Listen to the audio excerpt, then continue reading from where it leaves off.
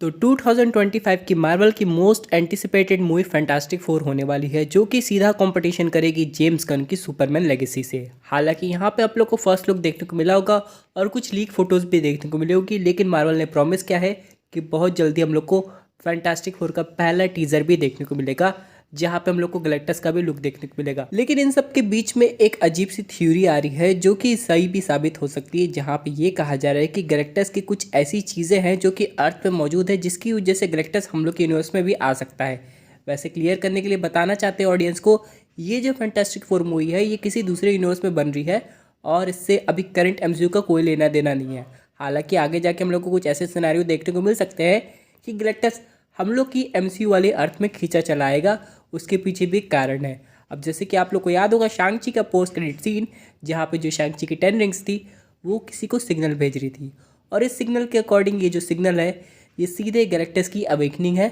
और गैलेक्टस अपनी यूनिवर्स में आने वाला है। अब हालांकि यहाँ पे फैंटास्टिक फोर का पहला काम होगा गैलेक्टस को रोकना खुद के यूनिवर्स में और दूसरे यूनिवर्स में भी जाने से। अब गैलेक्टस की हम लोग बात करें तो एक सिंगल कॉस्मिक बीइंग है जो कि पूरे मल्टीवर्स में ट्रैवल कर सकता है, उसके कोई वेरिएंट्स नहीं है। हालांकि हम लोग बात करें गैलेक्टस के ओरिजिन की तो बिग बैंग से पहले भी एग्जिस्ट करता था, बाद में वो रीबॉर्न हुआ गैलेक्टस के रूप में। अब सवाल ये आता है कि बहुत बड़े बड़े कॉस्मिक बीइंग जैसे कि सेलेस्टियल, उसके बाद और भी इटर्निटी, इन्फिनिटी, डेथ, ये सब गैलेक्टस को एक अहम पार्ट मानते हैं मल्टीवर्स का, जो कि विलन नहीं है बल्कि बैलेंस करने का काम करता है। इसलिए ये इंटरफेरेंस भी नहीं करते, यानी कि अगर गैलेक्टस आके अर्थ को खाना चाहेगा तो सेलेस्टियल्स को कोई प्रॉब्लम नहीं होगी। और यहीं पे दोस्तों अब सवाल ये आता है कि गैलेक्टस का कितना इंपॉर्टेंट रोल होने वाला है, क्योंकि यहाँ पे सिल्वर सर्फर की तो कंफर्मेशन हो चुकी है और हम लोग को एक फीमेल लीड दिखाई जा रही है, लेकिन यहाँ पे गैलेक्टस हम लोग को शायद मूवी के अंत में दिखाई दे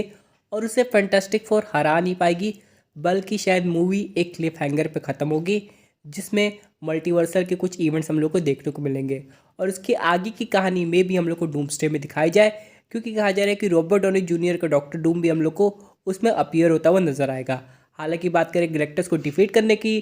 तो रीड रिचर्ड्स ने बनाया था अल्टीमेट नलीफायर, जिससे वो गैलेक्टस को डिफीट कर सकता था और गैलेक्टस उससे काफ़ी ज़्यादा डर भी गया था। ये बात तो कॉमिक्स की थी, लेकिन क्या एमसीयू में ऐसा होगा ये अभी तक कोई नहीं जानता। फिलहाल मुझे अभी सबसे ज़्यादा परेशानी इस बात की है कि क्या एमसीयू गैलेक्टस की डिटेल ओरिजिन दिखाएगा या फिर गैलेक्टस को अचानक दिखा के बस दिखा देगा हाँ वो विलन है, क्योंकि मार्वल सही से जानता है कि ऑडियंस गैलेक्टस को लेकर एक्साइटेड है और ऑडियंस को शायद गैलेक्टस का पास्ट जानने में उतना इंटरेस्ट नहीं है। लेकिन अगर मार्वल चाहे तो इस पास्ट को डिटेल में दिखा सकता है उन ऑडियंस के लिए जो कि गैलेक्टस को बिल्कुल नया समझ रही है। क्योंकि हम लोग बात करें fantastic four rise of the silver surfer की तो वहाँ पे गैलेक्टस हम लोग को बादल के रूप में दिखाई दिया था, लेकिन अब यहाँ पे एमसीयू में गैलेक्टस एग्जैक्टली कॉमिक एक्यूरेट होगा, जो कि काफ़ी कुछ कर सकता है और कम्युनिकेट भी करेगा। तो ये देखने में काफ़ी मज़ा आने